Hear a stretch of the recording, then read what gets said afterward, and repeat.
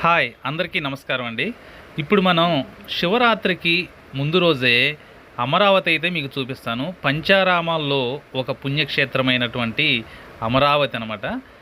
So సాయంత్రం 6 గంటలకైతే వెళ్ళాం మేము. చూడండి, ఇక్కడ నుంచి మనకి పెద్ద గోపురం అయితే ఒకటి కనపడుతుంది. అక్కడికి వెళ్ళినాక రైట్ సైడ్ తీసుకుంటే మనకి కృష్ణానది వస్తుందన్నమాట. ఆ కృష్ణానదిలో స్నానం అది చేసి అక్కడ ఎంట్రన్స్ ఉంటుంది. మనం దేవుణ్ణి దర్శనం చేసుకోవచ్చు. ఆంధ్రప్రదేశ్ క్యాపిటల్ అమరావతి అంటారు కదా, ఆ అమరావతిలో ఉండేటటువంటి మహాద్భుతమైన క్షేత్రమే అమరావతి పుణ్యక్షేత్రం.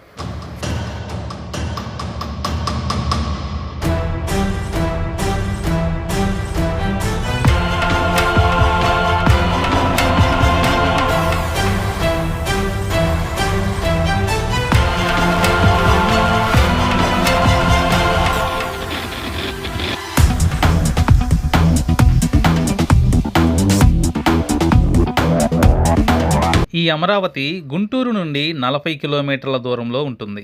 అదే విజయవాడ నుండి మంగళగిరి నుండి కూడా మనకి రవాణా సౌకర్యాలు ఉన్నాయి. అక్కడి నుంచి కూడా మనం ఈ అమరావతి క్షేత్రాన్ని చేరుకోవచ్చు. ఇక్కడ వచ్చిన యాత్రికులు ఇబ్బంది పడకుండా మనకి సత్రాలు, లాడ్జెస్ అన్నీ అందుబాటులో అయితే ఉంటాయి.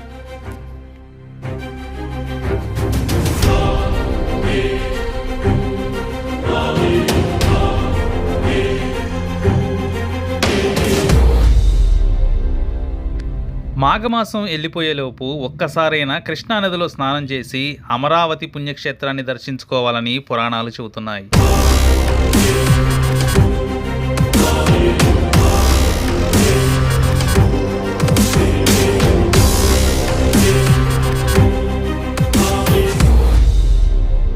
ఇదే మనకి వెహికల్స్ పార్కింగ్ ప్లేస్ అనమాట. ఇక్కడ మనం వెహికల్స్ అవి పార్కింగ్ చేసుకోవచ్చు. చేసుకున్నాక ఎదురుగా మనకి కృష్ణానది అయితే కనపడుతుంది. మనం కృష్ణానదిలో దిగి స్నానం చేయలేని వాళ్ళకి షవర్ లాంటి ఏర్పాట్స్ కూడా చేశారనమాట. అక్కడ దిగి మనం స్నానం చేసుకోవచ్చు.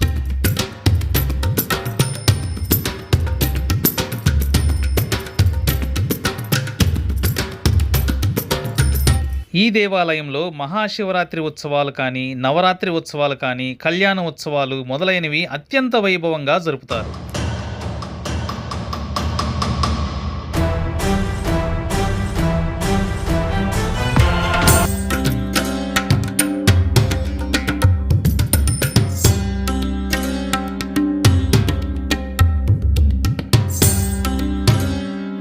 కృష్ణానదిలో దిగి స్నానం చేయలేని వాళ్ళకి షవర్ బాత్ లాంటి ఏర్పాట్లు అయితే ఇక్కడ చేశారు ఘనంగా.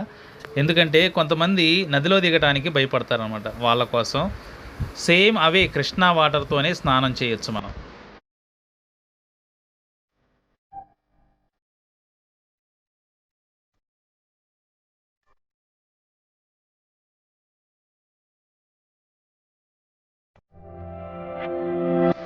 ఈ దేవాలయం ఇక్కడ ఏర్పడటానికి ముఖ్య కారణం త్రిపురాంతకుడు సంహరించే సమయంలో కుమారస్వామి చేత విరగొట్టబడిన శివలింగం ముక్కలలో ఒక ముక్క ఇక్కడ పడిందని పురాణాలు వివరిస్తున్నాయి.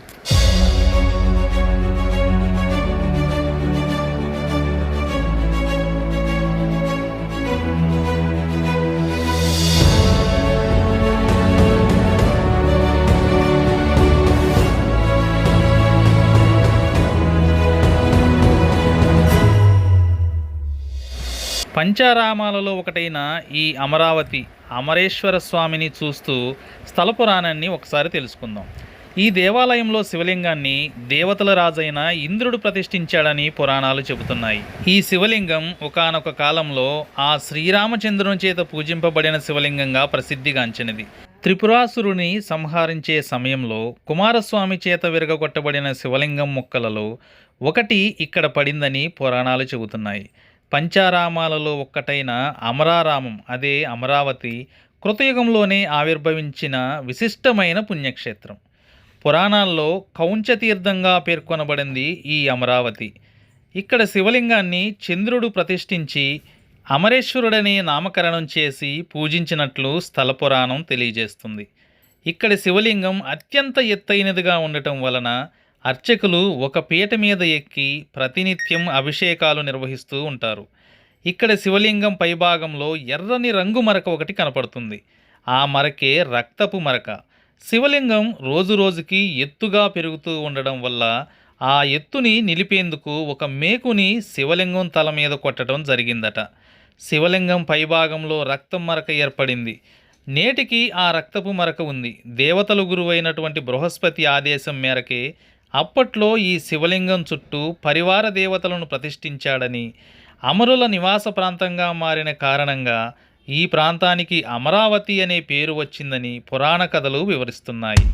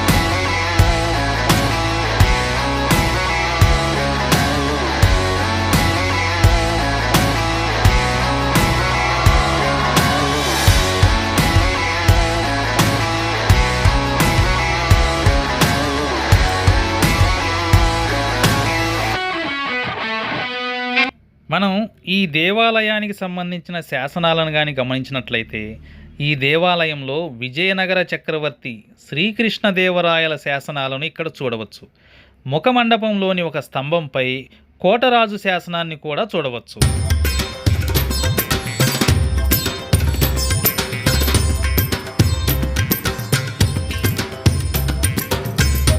అన్నిటికంటే మహాద్భుతమైన విషయం ఏంటో తెలుసా? ఈ దేవాలయానికి క్షేత్రపాలకుడు శ్రీమన్నారాయణుడు.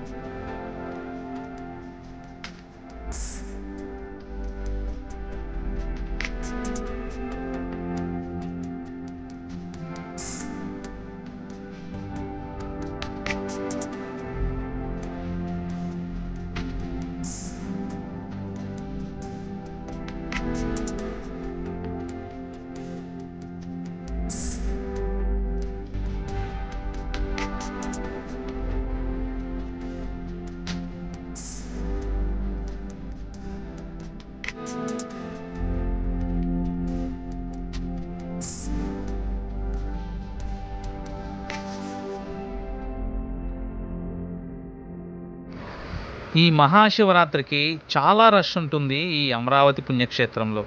సో ఈ రోజు కాకుండా, అంటే మహాశివరాత్రి రోజు కాకుండా తర్వాత ఖాళీగా ఉండే రోజుల్లో ప్లాన్ చేసుకోండి. చాలా చక్కగా దర్శనం అయితే దొరుకుతుంది. చాలామంది రేత్రిపూట అక్కడ నిద్ర చేసి పొద్దున్నే స్వామివారి దర్శనం చేసుకునే వాళ్ళు చాలా ఎక్కువగా కనపడతారు మనకి. ఇదైతే మనం చూస్తున్నదైతే 12 జ్యోతిర్లింగాలు ఎక్కడెక్కడ ఉన్నాయి, వాటి వివరాలు అవన్నీ మనకి కళ్ళకు కట్టినట్టుగా చిత్రీకరించడం జరిగింది. అదేవిధంగా పంచారామాల వివరాలు కూడా మనకి ఈ దేవాలయంలో ఉంటాయి. ఇందాక చెప్పాను కదా, భక్తులు అలా నిద్రిస్తూ ఉంటారనమాట. రైతులపూట నిద్ర చేసి పొద్దున్నే స్వామివారి దర్శనం చేసుకుంటారు.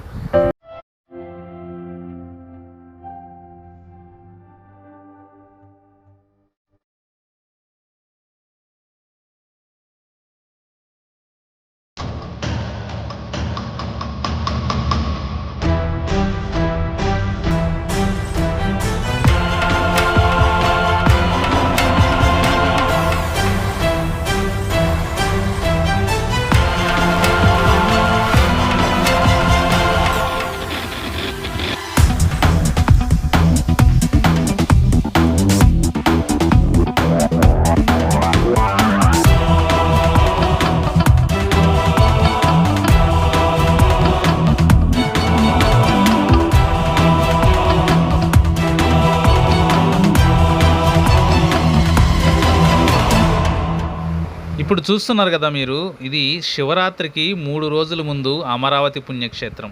ఎంత ప్రశాంతంగా ఉందంటే దేవుడి దర్శనం కూడా అంత బాగా జరిగింది. అదే శివరాత్రి రోజు వస్తే అస్సలు భక్తులు తాకిడి, మనం దేవుడి దర్శనం చేసుకోవాలంటేనే కనీసం 7-8 గంటల సమయం పట్టే విధంగా ఉంటుంది. శివరాత్రికి అమరావతి పుణ్యక్షేత్రం వెళ్ళలేని వారు, వెళ్ళాలని మనసులో కోరిక ఉన్నవారు ఈ వీడియో చూసి సంతోషపడండి. ఓం నమః శివాయ.